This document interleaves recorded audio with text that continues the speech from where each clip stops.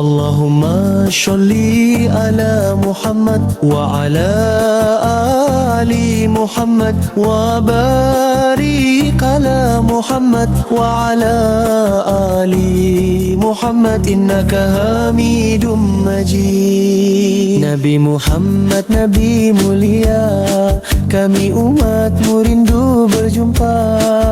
Tak pernah melihat dirimu, kami kenal ciri fisikmu dari hadis sahabatmu. Wajahmu tampan, tidaklah terlalu bulat dengan pipi tak terlalu berisi. Alismu tebal dan hampir menyatu. Rambutmu hitam bergelombang ikal, tidak keriting, tidak lurus, panjang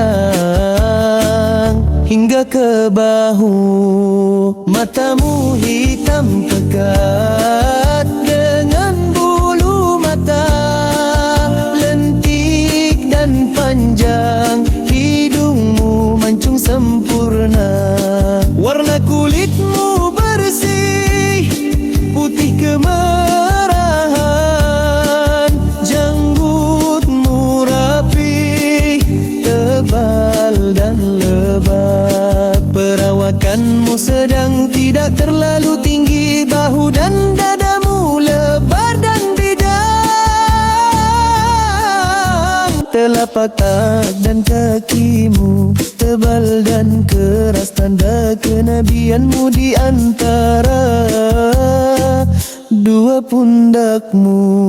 Allahumma sholli ala Muhammad wa ala ali Muhammad wa barik ala Muhammad wa ala ali Muhammad innaka Hamidum Majid. Allahumma sholli ala Muhammad wa ala ali Muhammad wa barik ala Muhammad wa ala ali Muhammad innaka Hamidum Majid.